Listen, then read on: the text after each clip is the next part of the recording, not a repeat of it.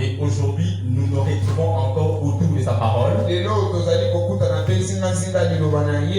Nous sommes infiniment reconnaissants. Que le Seigneur vous bénisse richement parce que vous l'avez placé en première position. Pendant dit que Dieu mérite la première et la meilleure place dans votre vie.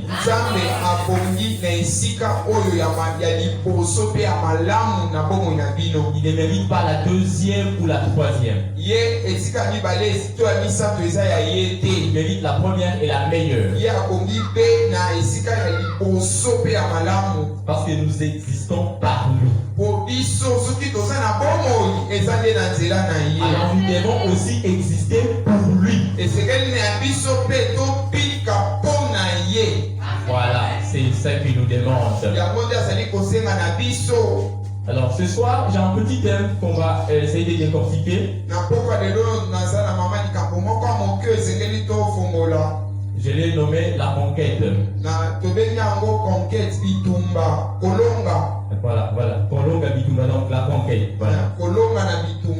La conquête vient du verbe conquérir. Donc, conquête est un verbe conquérir. Conquérir qui veut dire régner par les armes, par la terreur. Conquérir est la kisi. C'est comme dans les temps, il y avait des combats et des guerres entre des royaumes et des royaumes. Et des grandes puissances dans le monde. Nous avons entendu parler de Nikita Khrouchtchev en Russie. Nous avons entendu parler des Jeanne d'Arc en France. Nous avons entendu parler d'Hitler Adolphe. Nous avons entendu parler de Napoléon Bonaparte. Ce sont des gens qui ont conquéri ce monde par la force, par la puissance et par la terreur.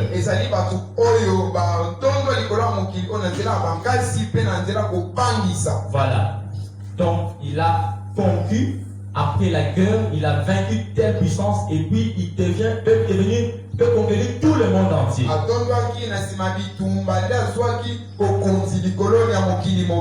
Il y a Napoléon Bonaparte à son temps, il a conquéri les mondes, il a conquis le monde entier.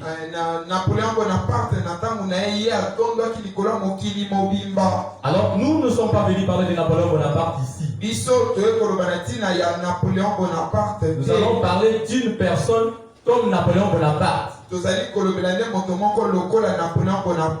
On a dit que Napoléon Bonaparte c'était un puissant conquérant dans ce monde ici.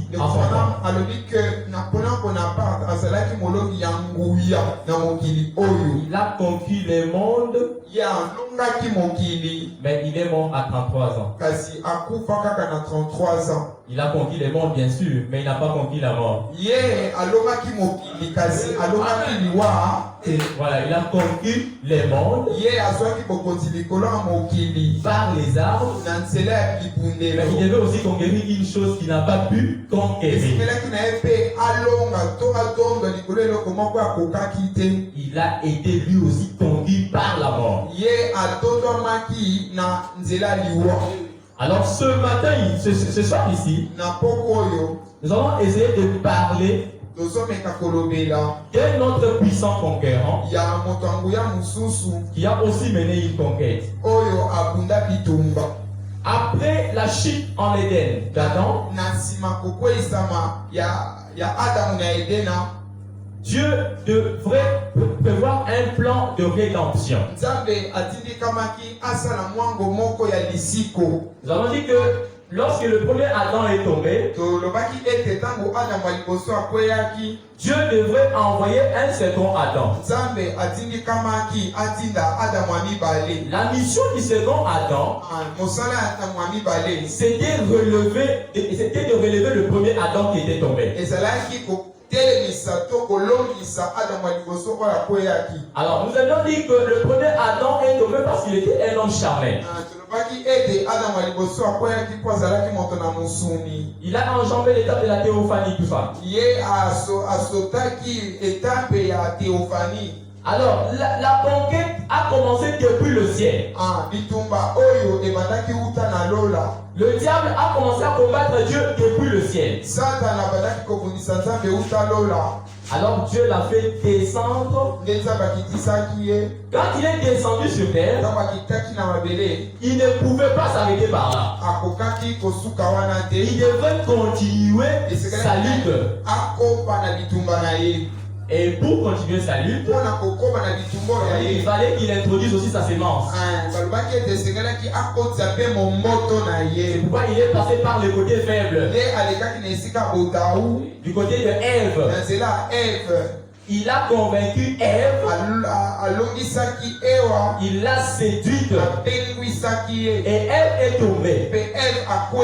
Vraiment dit que quand Ève est tombée, tout était encore parfait. Parce que Adam n'était pas encore tombé. Alors qu'est-ce que Adam fait? Adam ne pouvait pas laisser Ève. Parce que Dieu pouvait tuer Ève. Qu'est-ce que Adam fait? Il accepte volontairement de tomber avec Ève. Parce que s'il n'était pas tombé avec Ève, Dieu pouvait tuer Ève. Alors pour l'amour de sa femme, il y a un prédicateur qui dit nous souffrons pour l'amour d'Adam pour Ève.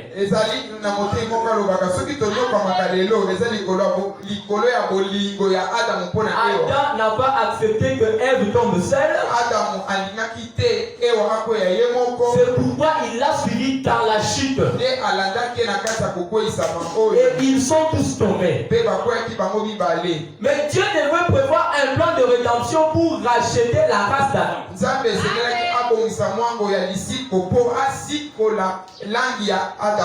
Vraiment, me dit, il fallait un parent rédempteur pour racheter la race d'Adam qui était tombée. Mais frère Madame dit, pour racheter la race d'Adam,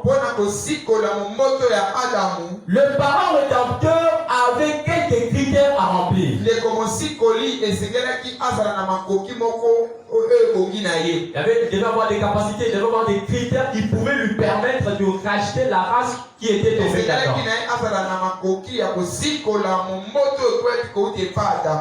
Et qu'est-ce qu'il fallait? Il fallait que celui-là puisse avoir tous les critères possibles de rédemption pour racheter la race d'Adam qui était tombée.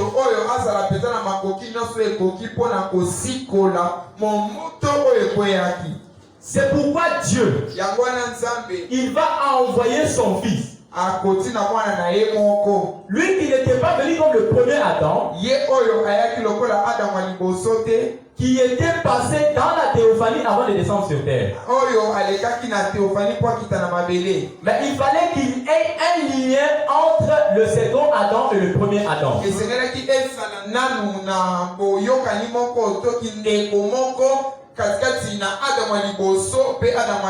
ça s'appelle parent. Quand on est parent, on a un lien avec la personne. C'est pourquoi Dieu a accepté que Jésus-Christ puisse naître par la voix d'une femme.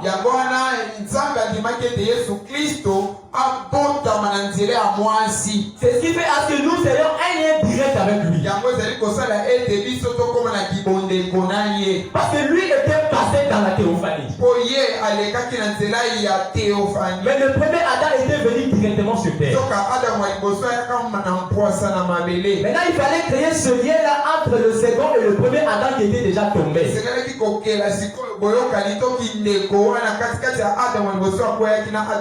pourquoi le premier critère qu'il devait remplir, il devait être un proche parent.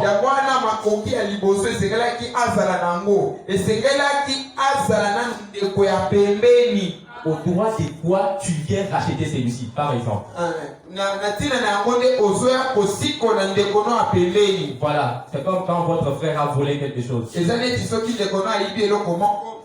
Vous venez, je viens payer ce qu'il a volé. Toi,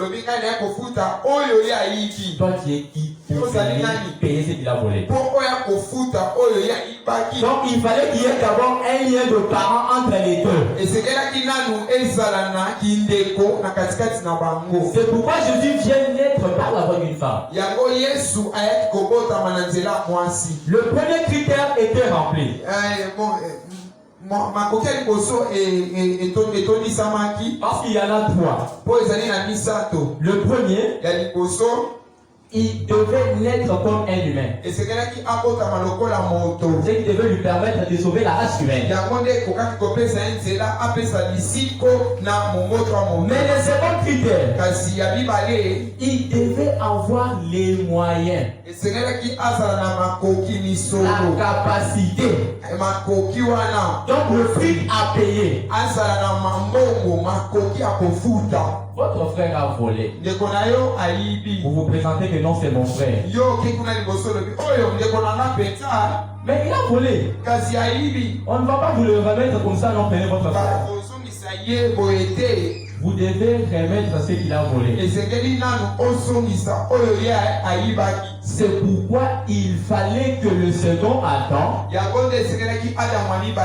un prix, les moyens, la capacité de racheter le premier Adam. Et le prix que le second Adam a payé pour acheter le deuxième, c'était son sang. C'est pourquoi dans Jean 10, 11 de 17 à 18, écoutez ce qu'il dit. On va lire un peu. Jean chapitre 10, le verset 11. Nous allons sauter, prendre 17 et 18. Écoutez ce que la Bible dit. Je suis le bon berger. Le bon berger donne sa vie pour ses brebis. Amen. La vie est dans le sang. Amen. Donc il devait donner sa vie comme prix pour racheter la race d'Adam qui était tombée. C'est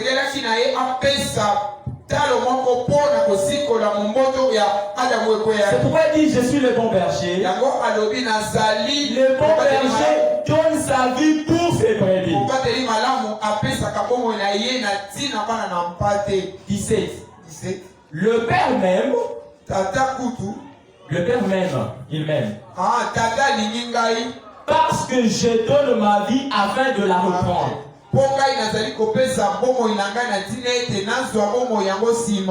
Personne ne me l'ôte. Je la donne de moi-même. C'est qu'il a lui-même le pouvoir de la donner. Il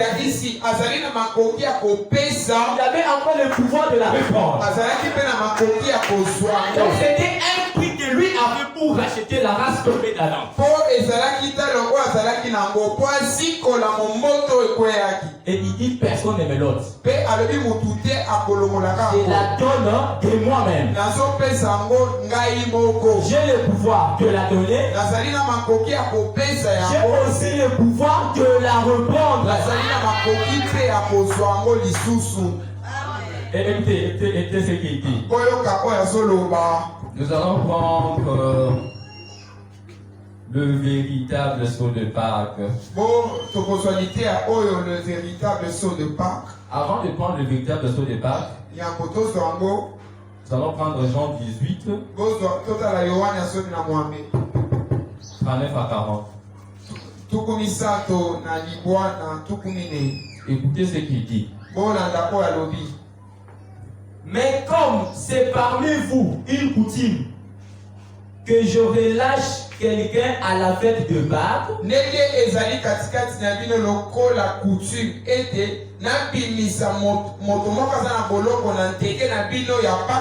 voulez-vous que je vous relâche le roi des Juifs?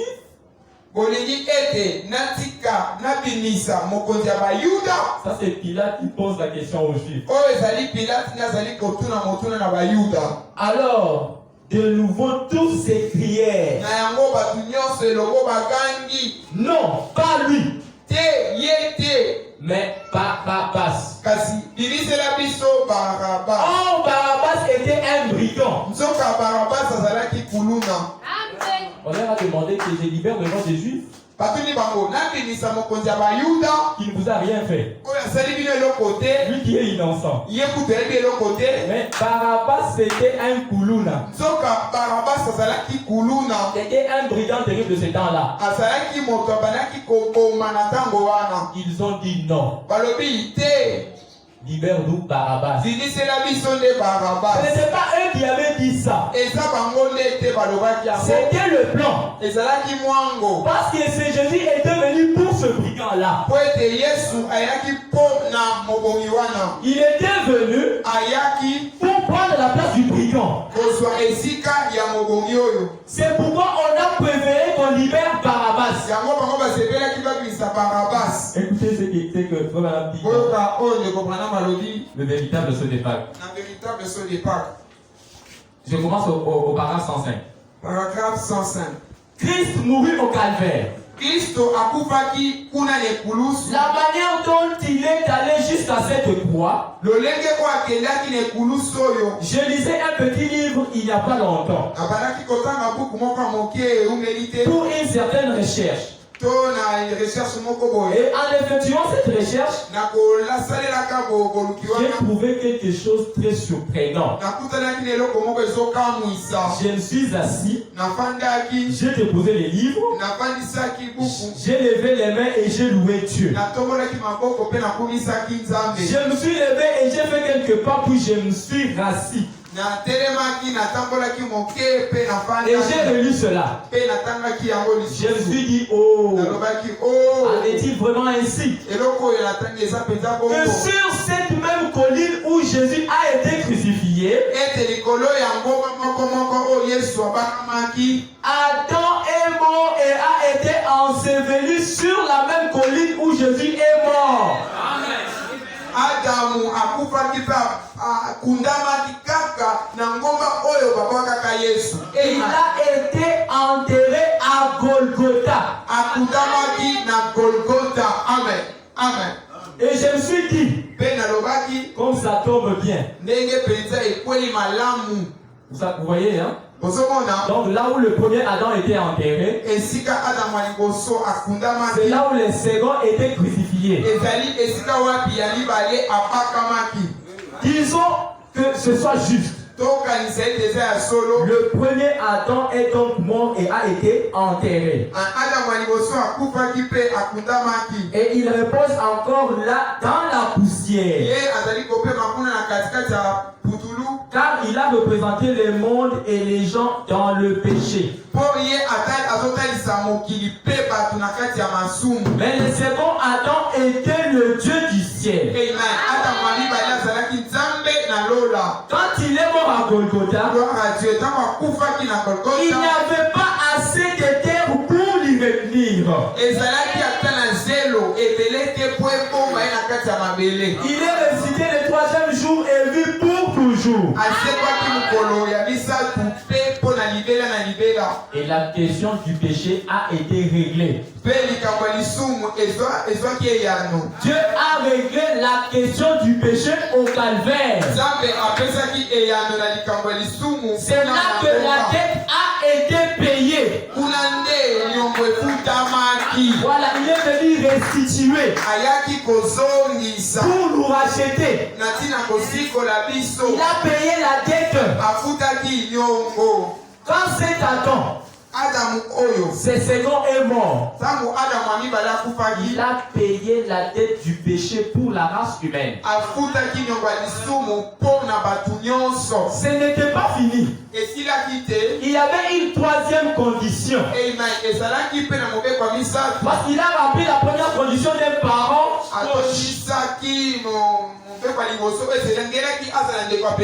Parent proche par le lien de sang, il est né aussi par la femme.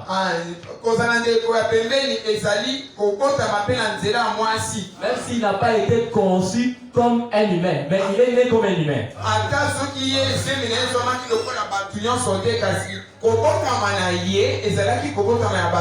C'était la première condition accomplie. La deuxième condition, il fallait le prix. Tu ne viens pas racheter quelqu'un main vide. Il faut un prix pour le rachat. Et c'est son sang qui a servi de prix. Il dit, je donne ma vie. Personne ne me l'ôte. On ne m'a pas bousculé pour la donner. Moi-même, je me dis, je la donne. Écoutez la troisième condition.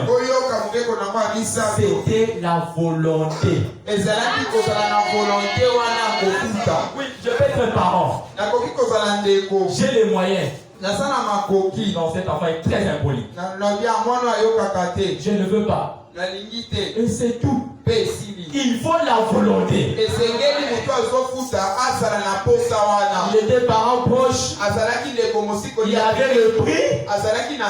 Mais il fallait la volonté. Regardez là où il va donner la volonté. Nous allons lire Matthieu 26. À partir du chapitre 36. C'est toujours bien écrit, il y a beaucoup de versets ici. Alors, nous commençons à partir de 36, Matthieu 26. 36. Là-dessus, Jésus alla avec eux dans un lieu appelé Gethsemane.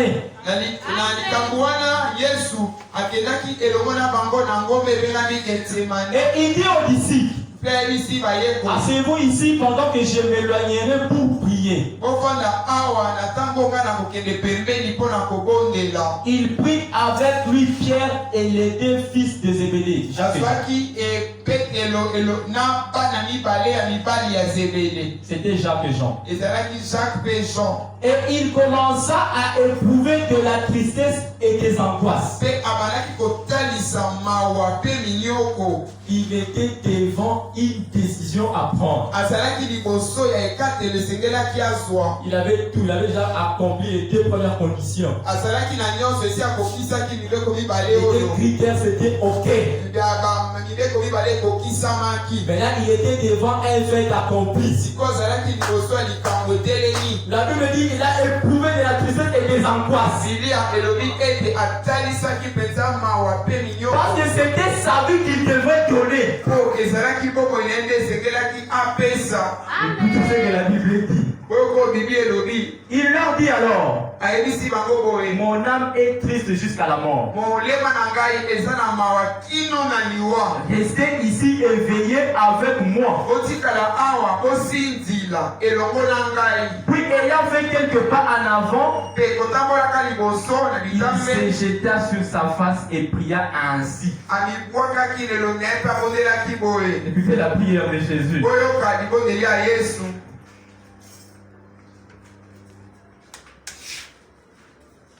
Ok.